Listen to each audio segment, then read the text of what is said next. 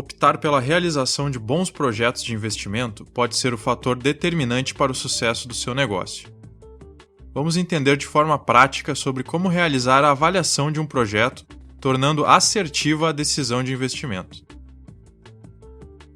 Não é raro nos depararmos com uma diversidade de possibilidades de investimento. As possibilidades são inúmeras. Podemos decidir ampliar uma loja, comprar uma máquina mais eficiente, investir no desenvolvimento de uma nova tecnologia. Porém, os recursos financeiros, humanos e físicos das empresas são limitados. E por isso, executar um portfólio eficaz de projetos ao longo do tempo impacta diretamente os resultados do negócio. Diferentes projetos apresentam vantagens e desvantagens distintas. A ampliação de uma loja pode significar um aumento no fluxo de clientes, aumentando assim o faturamento. Já a compra de uma máquina mais eficiente pode representar uma redução de custos, tornando assim o negócio mais competitivo. As vantagens e desvantagens de diferentes projetos precisam ser traduzidos em uma linguagem única, para que possamos escolher quais os melhores projetos. A solução é traduzir as opções de investimento em termos monetários.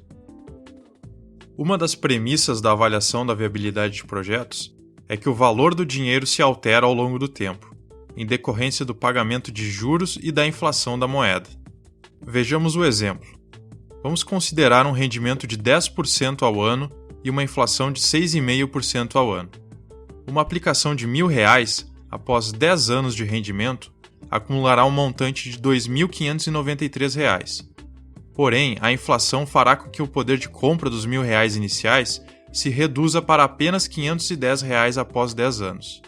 Considerando o efeito tanto dos rendimentos quanto da inflação, temos uma rentabilidade real de R$ 1.324. Deixar de considerar o valor do dinheiro ao longo do tempo pode fazer com que projetos que parecem interessantes em uma análise mais superficial não tragam o resultado esperado para o negócio após a sua execução. Ao agregarmos o valor do dinheiro em nossa análise de viabilidade, teremos indicadores muito mais adequados para a decisão de investimento. O primeiro passo para a análise de viabilidade é levantar as informações sobre o projeto. O quão melhor for a qualidade das informações utilizadas, melhor será o resultado da análise.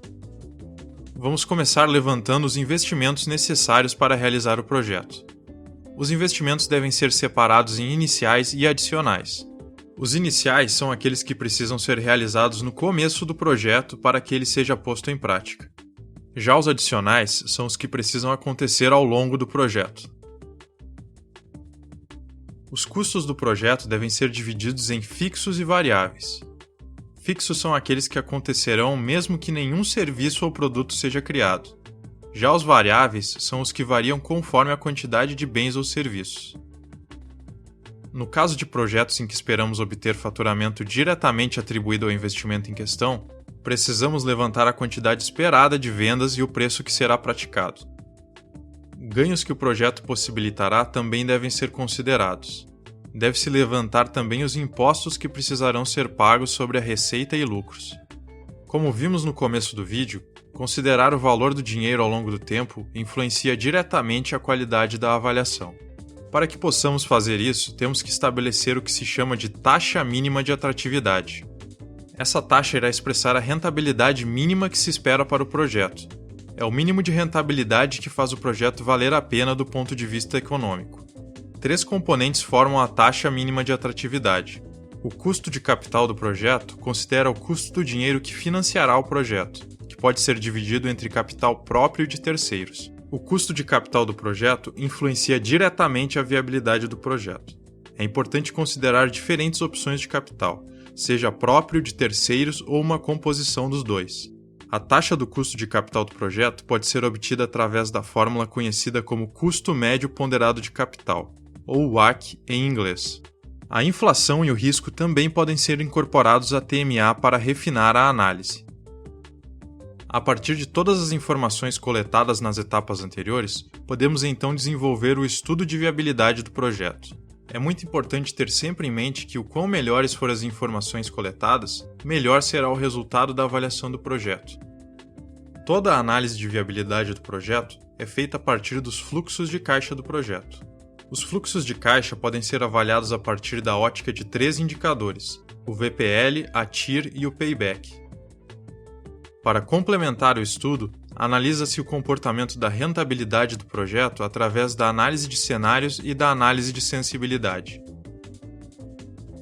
Através dos fluxos de caixa abertos período a período, podemos analisar de maneira mais detalhada a evolução das receitas e despesas ao longo do projeto, assim como o fluxo de caixa livre em cada período, que é o lucro do projeto.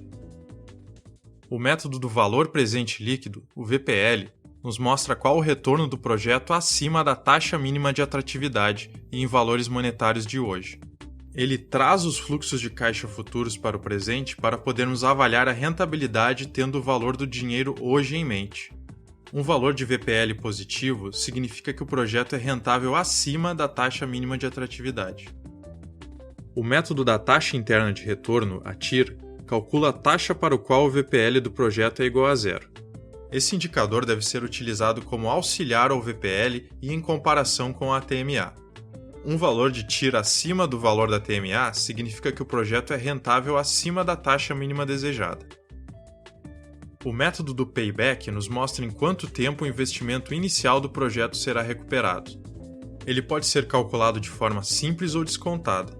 A forma descontada considera o valor do dinheiro no tempo, ao contrário da simples.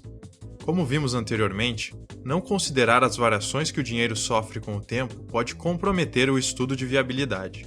O payback é um indicador importante para que se avalie a possibilidade de ficar um determinado tempo sem o valor do investimento em caixa. Antes de realizarmos um projeto, não podemos ter certeza sobre como será a sua execução. Dessa forma, existe incerteza quanto aos resultados do projeto.